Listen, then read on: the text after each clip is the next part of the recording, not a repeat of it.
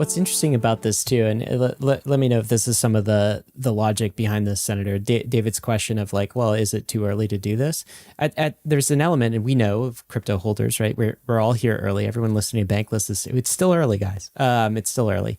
If you wait until G7 countries and China has purchased it, right, then it doesn't have the prospect that you opened with, Senator, of kind of reducing the $35 trillion hole that the U.S. is in, right? you wait until Bitcoin. Yeah, you got to be if you're trying to actually have the value accrual appreciate to the U.S. and knock out this $35 trillion debt that we have, then you have to be on the front side of this, or else like the plan doesn't work, right? So we're talking about buying at 60K to 100K in this kind of range, yes, in hopes that all of this reserve, this 5%, this 1 million Bitcoin, appreciates to like 10 trillion, 15 trillion or something like this. Like you said, it could cut the $35 trillion debt in half. Is that the expectation here? The expectation is that 1 million Bitcoin 20 years from now would be worth $17 trillion. Wow.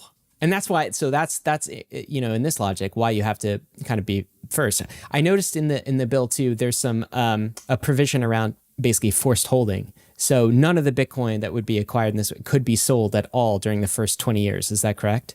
I believe that that's how we worded it. And we did that specifically so the accounting and math associated with getting to that $17 trillion number plays out. If the United States starts getting in the cookie jar,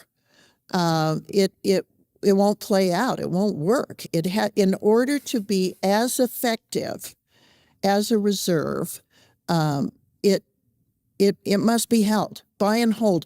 Bitcoin is designed to buy and hold. I mean, the whole term HODL, or hold on for dear life, is designed to encourage people to buy and hold. This was never designed to be an asset for day traders. It always had the incidence of long money, slow money, that people would learn is worth hanging on to. So that's part of the original even principles of Bitcoin. And so to get people out of the notion of thinking that Bitcoin is just a different type of asset like a stock, and you can day trade it and buy the dips and sell at the highs. It was never designed for that purpose.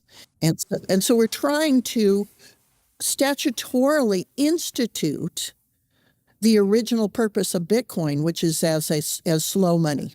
This is so fascinating because like we are Bitcoin advocates, crypto advocates in general. So to like don't take this the wrong way, because I mean this in the best of ways. Like this is an idea that's almost crazy enough to work. You know what I mean? Like it's just like the way sort of the math works out, and particularly if the U.S. is behind it and makes this level of a purchase in it, because there's ripple effects when the global store of value. The governor of the global store of value, which is, the U.S., the Fed, and the Treasury, basically starts purchasing this asset. It almost becomes reflexive enough. Can any G7 country afford to not purchase Bitcoin after this? Wouldn't it be fun if the next arms race was not for weapons, it was for Bitcoin? Wouldn't it be fun if the U.S. is buying Bitcoin and it scares China and Russia, so they start buying Bitcoin, and we have an arms race over Bitcoin instead of over weapons? That we're as globally, we're challenging each other to have a secure store of value. I feel like they'd kind of have to. If the U.S. did this, I can't believe that China would. Well, certainly China would not continue selling the confiscated Bitcoin that it has. It would I'm sure hold that, and maybe it would purchase. You sort of have to if your economic adversary is starting to store all of this value. I would think you'd have to react by like purchasing some yourself. So let's play this out. I'm curious about what you think of this. The U.S. went off the gold standard in 1971, completed its departure from the gold standard in 1974. What if during this century we go back on a standard, but it's a Bitcoin standard? And so we have, yes, we still have our gold, but we now have, in addition to that, another hard asset, a digital gold, Bitcoin, that is growing in value and can underpin the U.S. dollar and preserve the U.S. dollar as the world reserve currency. That needs to be one of our goals, too.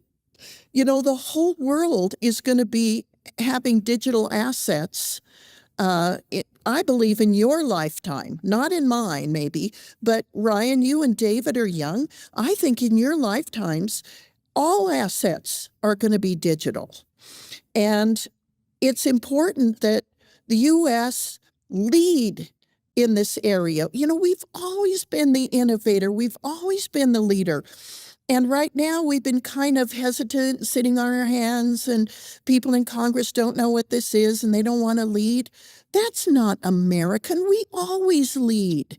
And so when we see countries, David, you're in Argentina, you're at a big Bitcoin conference or digital asset conference. It's because the world is yearning to have somebody lead in this area. You know, the European Union's ahead of the United States. Singapore's ahead of the United States.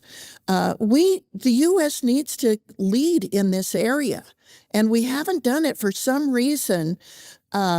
We just don't have our act together on this. So part of the reason I'm trying to get us to have a legislative framework, working with Senator Kirsten Gillibrand in New York, is so we can lead in this area. And so the notion of a strategic Bitcoin reserve is another way to lead. We've always been the country, the Louisiana Purchase, buying Alaska. The United States has always been willing. Very good investments, I should add. Good ROI on those purchases. And we grasp big ideas. And this is just an area where we have blinders on. We haven't grasped the big idea. And it's time for us to do that. We have a strategic oil reserve. As you pointed out, we have Fort Knox. We have strategic gold assets. This is digital gold. This is even more of a hard asset than oil. Why would we have reserves in those assets and not add the most formidable digital hard asset on earth, and that's Bitcoin? If you enjoyed all of that, then you'll absolutely love the Bankless newsletter. Join over 300,000 fellow readers, all for free. Click below to sign up.